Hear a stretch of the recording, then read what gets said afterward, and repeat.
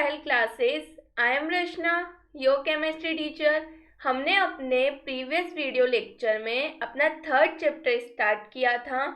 उस चैप्टर का नेम था एसिड्स, बेस एंड सॉल्ट्स। ठीक है, हमने आइडेंटिफिकेशन तक देख लिया था कि हम कैसे आइडेंटिफाई करेंगे यदि हमें कोई कंपाउंड गिवन है तो। ठीक है, आज के वीडियो लेक्चर में हम देखने वाले हैं, स्टार्ट करेंगे अलग से 3 कैटेगरीज बना के हम इस चैप्टर को पढ़ेंगे। मैंने बताया था सबसे पहले हम क्या पढ़ने वाले हैं, एसिड्स के बारे में ही पढ़ने वाले हैं। ओके, तो यदि बात करें, एसिड आपको नजर आ रहा होगा।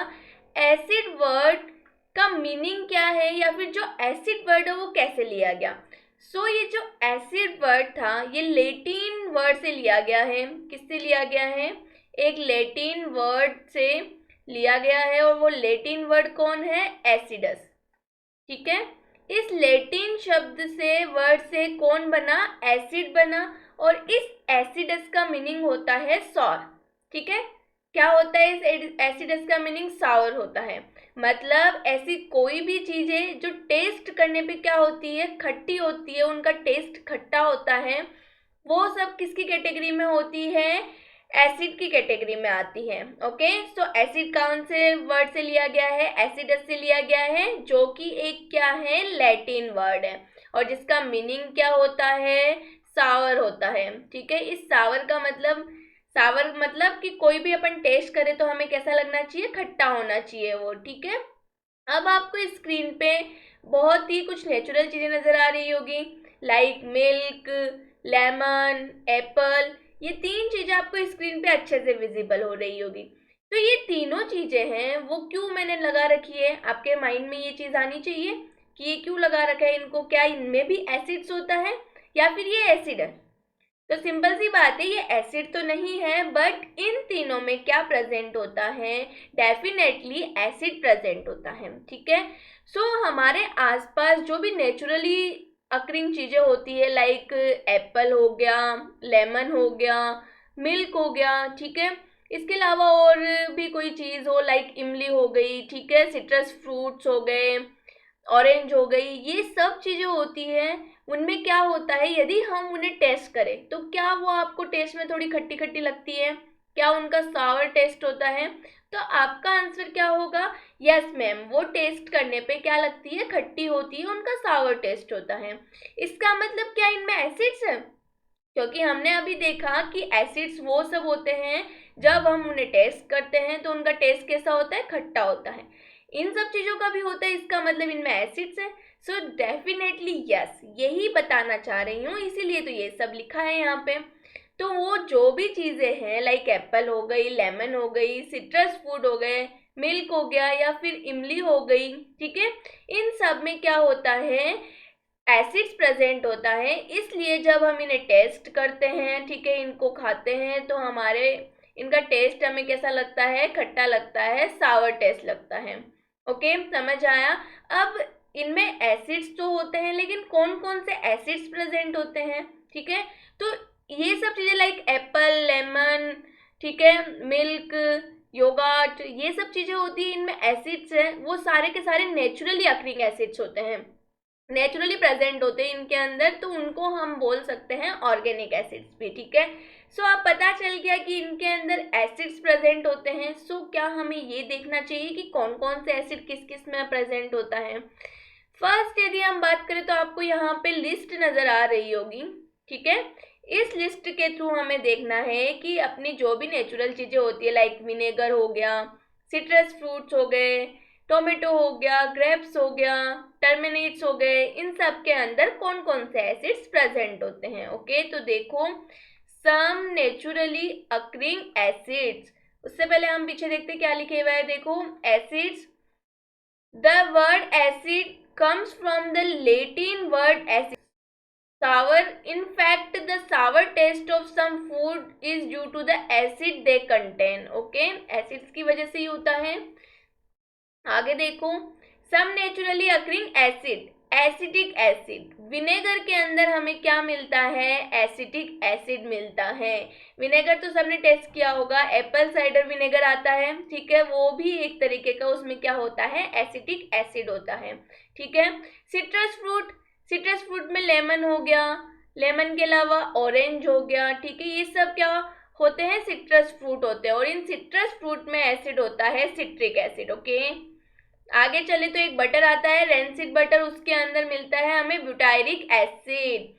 और हमारे को पता है, हमने क्या पढ़ रखा है, डाइजेस्टिव सिस्टम के बारे में पढ़ रखा है, ठीक है। तो डाइजेस्टिव सिस्टम में सबने ये चीज जरूर पढ़ी होगी कि गैस्ट्रिक जूस स्टोमक में क्या प्रेजेंट होता है, गैस्ट्रिक जूस प्रेजेंट होता है। ये जो गैस्ट्रिक जूस होता है इसके अंदर भी क्या होता है, एक एसिड होता है। उस एसिड को बोला जाता है हाइड्रोक्लोरिक एसिड, ठीक है, जो क्या करता है, डाइजेशन में कुछ ना कुछ हेल्प करता है। ये सब बायो के अंदर पढ़ते हैं डाइजेस्टिव सिस्टम में कि हमारे स्टोमक में क्या प्रेजेंट होता है, गैस्ट्रिक जूस होता है। उस गैस्ट्रिक जूस में एक एसिड पाया जाता है, वो एसिड कौन सा होता है, हाइड्रोक्लोरिक एसिड। ओके, आगे चलते हैं, देखते हैं स्टिंग ऑफ बीज एंड एंड्स, ठीक है। कोई भी एंट है, ठीक है, चींटी यदि काट जाती है, रेड चींटी देखी होगी आपने, या फिर मधुमक्खी हमें डंक मारती है, ठीक है। तो जहां पे मधुमक्खी ने डंक मारा है, जहां पे चींटी ने काटा है, क्या हमें वहां पे इचिंग होने लग जाती है, रेडिश रेडिश हो जाता है वहां का एरिया, ठीक है। ऐसा क्यों होता है, क्योंकि जो बीज होती है उनके स्टिंग में क्या होता है, एसिड कंटेन करके रखती है, और जो चींटी हमें काटती है वो भी क्या करके रखती है, एसिड्स कंटेन करके रखती है। तो जैसे ही वो हमें काटती है, जैसे ही हमें डंक मारती है, उनका जो एसिड होता है वो कहाँ चला जाता है, अपनी बॉडी में छोड़ देती है उस एसिड को, ठीक है। तो वो बॉडी के अंदर एसिड चला गया है जिस जगह उन्होंने काटा है, उस वजह से, एसिड की वजह से हमें इचिंग होती है, और वहां का जो एरिया होता है वो क्या हो जाता है, रेडिश हो जाता है, ठीक है। और कौन सा एसिड कंटेन करके रखती है ये बी और एंड्स, तो वो करती है फॉर्मिक एसिड। कौन सा एसिड करती है, फॉर्मिक एसिड। ओके, आगे देखो, लैक्टिक एसिड, लैक्टिक एसिड किस में मिलता है, सॉर मिल्क में या फिर कर्ड में मिलता है हमें, ठीक है। एप्पल्स के अंदर, जब अभी हम बात कर रहे थे, ठीक है, हमने इमेज देखी थी, तो एप्पल्स होती है, ग्रीन एप्पल हो, रेड एप्पल हो, कोई सी भी एप्पल हो, एप्पल्स के अंदर हमेशा कौन सा एसिड कंटेन होता है, malic acid. Okay, olive oil होता है, उसके अंदर ऑलिक एसिड मिलता है। टोमेटोज में मिलता है हमें oxalic acid. Okay, citrus fruit के अंदर टोमेटो नहीं आता है, लेमन होता है, ऑरेंज होता है। टोमेटो अलग कैटेगरी में आता है जिसके अंदर सिट्रिक एसिड नहीं होता है। कौन सा एसिड होता है, ऑक्सैलिक एसिड होता है। ओके, और ये सारे के सारे एसिड होते हैं नेचुरली अक्रिंग होते हैं, ठीक है। फैट्स में भी एसिड होता है, स्टेरिक एसिड। ओके, और ग्रेप्स के अंदर हमें मिलता है टार्ट्रिक एसिड। ग्रेप्स के अलावा जो इमली होती है, ठीक है, वो उसका भी खाने में टेस्ट कैसा होता है, खट्टा होता है। क्या हमें खट्टी लगती है जब हम खाते हैं, तो इमली के अंदर भी क्या होता है, टार्ट्रिक एसिड ही होता है, ठीक है। आगे देखो, यूरिक एसिड, यूरिक एसिड हमें मिलता है यूरिन में। ओके, यूरिन के अंदर कौन सा एसिड पाया जाता है, यूरिक एसिड पाया जाता है। तो ये कुछ हमारे नेचुरली अक्रिंग सब्सटेंस थे जिनमें मिलने वाले एसिड्स थे, ठीक है। तो ये आपको पता होने चाहिए कि विनेगर हो गया, सिट्रस फ्रूट हो गया, ग्रेप्स, एप्पल्स, इन सब में कौन कौन से एसिड्स मिलते हैं। सो इस टेबल के थ्रू आप क्या कर सकते हो, इसे याद कर सकते हो, ठीक है, और ये आपको याद होनी भी चाहिए। एक एक मार्क्स में पूछे जाते हैं कि सिट्रस फ्रूट में कौन सा एसिड कंटेन होता है, स्टिंग ऑफ वीव में कौन सा एसिड कंटेन करके रखती है, ठीक है। तो ये सब चीजें हमें आनी चाहिए। आगे चलते हैं और देखते हैं एसिड की डेफिनेशन, परफेक्ट डेफिनेशन के बारे में यदि हम बात करें। प्रीवियस क्लास में हमने आइडेंटिफिकेशन देखा था कि हम कैसे आइडेंटिफाई कर सकते हैं। ओके, अब हम देखेंगे इसकी डेफिनेशन। तो यदि बात की जाए एसिड की डेफिनेशन की, तो एसिड ऐसे कंपाउंड्स जिनमें क्या प्रेजेंट हो, वन या वन से ज्यादा हाइड्रोजन एटम प्रेजेंट होना चाहिए, ठीक है। वन या वन से ज्यादा क्या प्रेजेंट होना चाहिए, हाइड्रोजन एटम प्रेजेंट होना चाहिए। और यदि हम उस कंपाउंड को किसमें डिसॉल्व करते हैं, वाटर के अंदर डिसॉल्व करें, तो हमें वो क्या देना चाहिए, H3O+ आयन देना चाहिए, मतलब हाइड्रोनियम आयन देना चाहिए, ठीक है, समझ आया। तो ऐसे जो भी कंपाउंड होंगे जिनमें हाइड्रोजन प्रेजेंट होगा एक या एक से ज्यादा, और जब हम उन्हें वाटर में डिसॉल्व करते हैं तो हमें क्या मिल रहा है, हाइड्रोनियम आयन मिल रहा है, तो वो क्या है, डेफिनेटली आपका एसिड है। या फिर ऐसे जितने भी कंपाउंड हो सब किसकी कैटेगरी में आते हैं, एसिड्स की कैटेगरी में आते हैं। ठीक है, समझ आया एसिड क्या होता है। चलो अब यदि हम बात करें तो हमने आइडेंटिफिकेशन पढ़ा था, तब क्या पढ़ा था, कोई भी कंपाउंड जो क्या देता है, H+ आयन देता है, वही आपका क्या है, एसिड है। ठीक है, अब H+ आयन के लिए हमने एग्जाम्पल देखा था, कौन सा एग्जाम्पल देखा था, HCl। ठीक है, HCl को जब हम ब्रेक करते तो हमें क्या मिलता है, H+Cl- आयन। तो क्या हमें ये प्रोटॉन मिला, H+ आयन मिला इसको ब्रेक करने पर कॉन्स्टिट्यूएंट एलिमेंट्स के अंदर। तो ये जो H+ आयन मिल गया, ये क्या इंडिकेट करता है कि आपका HCl क्या है, एसिड है, पहली बात। ठीक है, अब सेकंड बात यह है कि जो ये H+ आयन है ये कभी भी एग्जिस्ट नहीं करता है इंडिपेंडेंटली। ठीक है, नॉट एग्जिस्ट ही नहीं करता है ये इंडिपेंडेंटली। ठीक है, तो इंडिपेंडेंटली एग्जिस्ट नहीं करता है, तो ये क्या करता है, वाटर के साथ में रिएक्ट करके, कहीं भी H+ आयन है तो वो क्या करता है, वाटर के साथ में कंबाइन करके, H+ आयन वाटर के साथ कंबाइन करके किस में कन्वर्ट हो जाता है, हाइड्रोनियम आयन में। अब ये जो हाइड्रोनियम आयन है इसका इंडिपेंडेंटली एग्जिस्टेंस होती है। ठीक है, ये इंडिपेंडेंटली एग्जिस्ट करता है, H+ आयन नहीं करता था, इसलिए उसने क्या किया, वाटर के साथ में रिएक्ट करके किसका फॉर्मेशन किया, हाइड्रोनियम आयन का। इसीलिए मैंने क्या कहा, अभी आपको डेफिनेशन बताई तब, कि वो क्या देना चाहिए सॉल्यूशन के अंदर। ठीक है, एक्वस सॉल्यूशन के अंदर जब हम उसको डिसॉल्व करते हैं वाटर के अंदर तो हमें हाइड्रोनियम आयन मिलना चाहिए, क्योंकि एसिड है तो वो देता तो प्रोटॉन ही है, लेकिन प्रोटॉन इंडिपेंडेंटली एग्जिस्ट नहीं करता है, तो वो वाटर के साथ इमीडिएटली रिएक्ट करके क्या बनाएगा, हाइड्रोनियम आयन बनाएगा। ठीक है, देखो अब acids are defined as compounds which contain one or more hydrogen atoms and when dissolved in water produced hydronium ions, H3O+ ions, the only positively charged ions. Okay, acid molecules furnishes hydrogen ion or proton, that is H+ ion in aqueous solution. ये नजर आ रहा होगा, HCl है, aqueous solution के अंदर जब हम इसको एक्वस सॉल्यूशन में हम देखते हैं इसकी रिएक्शन, तो हमें क्या मिलता है, प्रोटॉन मिलता है, H+ आयन और Cl- ion. But this H+ ion can not exist independently, but ये एग्जिस्ट नहीं कर सकता है, तो क्या करेगा, therefore it combines with a water molecules to form hydronium ion. अब ये क्या करेगा, H+ वाटर मॉलिक्यूल से रिएक्ट करके हाइड्रोनियम आयन बनाएगा। This hydrated ion can now exist independently in solution. ये मैं ऑलरेडी बता चुकी हूँ कि ये इंडिपेंडेंटली क्या करता है, सॉल्यूशन में एग्जिस्ट करता है। ठीक है, तो ये थी इसकी डेफिनेशन की बात। ठीक है, अब इसके कुछ एग्जाम्पल्स देखे हमने, तो प्रीवियस क्लास में भी हमने एग्जाम्पल्स देखे थे। H2SO4 एग्जाम्पल होता है इसका। ठीक है, HNO3 एग्जाम्पल है, HCl एग्जाम्पल है। तो ये H2SO4 क्या हमारी डेफिनेशन पे परफेक्ट फिट बैठता है, ये एसिड है हमें पता है, क्योंकि ये H+ आयन देता है, हमने प्रीवियस क्लास में भी स्टडी की थी। H2SO4 में 2 हाइड्रोजन से बिल्कुल है। क्या हम इसको ब्रेक करते हैं तो क्या मिलता है हमें मिलता है 2H+ आयन और एक मिलता है SO4 2- आयन। और हमें पता है कि H+ इंडिपेंडेंटली एग्जिस्ट नहीं करता है, तो ये क्या करेगा, वाटर से रिएक्ट करके क्या बना लेंगे, H3O+ आयंस।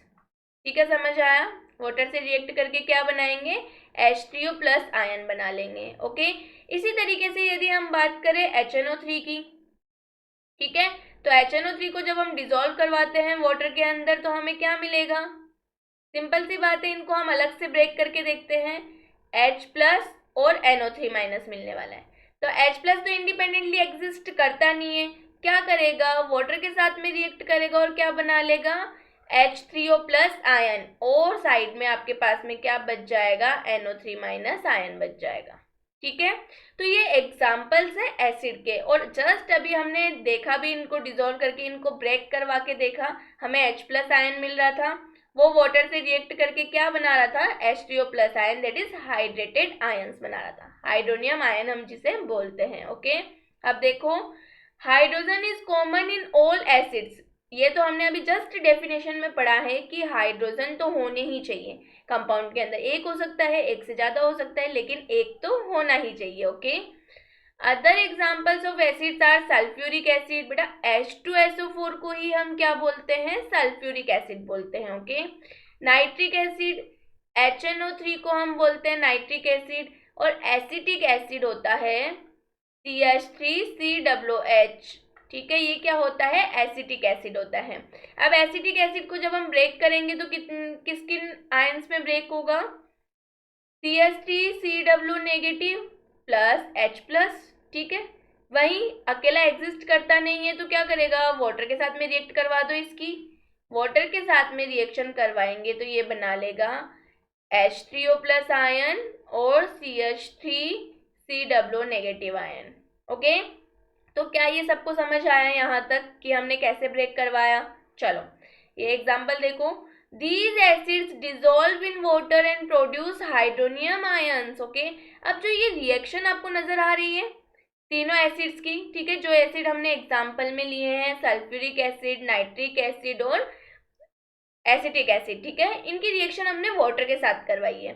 तो सिंपल रिएक्शन है, कुछ भी इतना टफ नहीं है। देखो जैसे ही हम इसकी वाटर के साथ में रिएक्शन करवाएंगे, हाइड्रोनियम सल्फ्यूरिक एसिड है उसमें कितने H है, 2H है, तो सिंपल सी बात है एसिड वही होता है जो H प्लस आयन फर्निश करेगा, तो अपने ये दोनों के दोनों H प्लस आयन को क्या कर देगा, फर्निश कर देगा, और क्या बनाएगा इसके साथ में SO4 2 माइनस आयन। ठीक है, अब हमारी रिएक्शन हम किसके साथ में करवा रहे हैं, वाटर के साथ में। रीजन, आपका जो H प्लस आयन है इंडिपेंडेंटली एग्जिस्ट नहीं करता है। ठीक है, तो हम जब इसकी वाटर के साथ में रिएक्ट करवाएंगे तो ये क्या बनाएगा, H3O प्लस आयन बना लेगा, और हमारे पास में सॉल्यूशन में क्या बच जाएगा, SO4 2 माइनस आयन। ओके, इसी तरीके से HNO3 हुआ, HNO3 भी जब अपन इसको ब्रेक करवाएंगे तो किस में ब्रेक होगा, H प्लस आयन में और NO3 माइनस आयन में। H प्लस वही इंडिपेंडेंटली एग्जिस्ट नहीं करता है, वाटर इसीलिए उसके साथ रिएक्ट करके H3O प्लस बनाएगा और NO3 माइनस आयन हमारे पास में सॉल्यूशन में बच जाएगा। इसी तरीके से एसिडिक एसिड की है, तो क्या ये सबको समझ आया किस तरीके से हमने डिसॉल्व किया इनको वाटर के अंदर। ओके, तो ये जो रिएक्शंस है इन्हें हमें रटने की, मेमोराइज करने की नीड नहीं है। ठीक है, हम इसको समझ लें तो आप खुद से लिख सकते हैं ये रिएक्शंस। ठीक है, जिसी तरीके से मैंने बताया आपको। ठीक है, बट पता होना चाहिए सल्फ्यूरिक एसिड, नाइट्रिक एसिड और एसिटिक एसिड आपके क्या है, एसिड्स है, और वो हम पहचान लेंगे क्योंकि हमने आइडेंटिफाई करना सीखा था।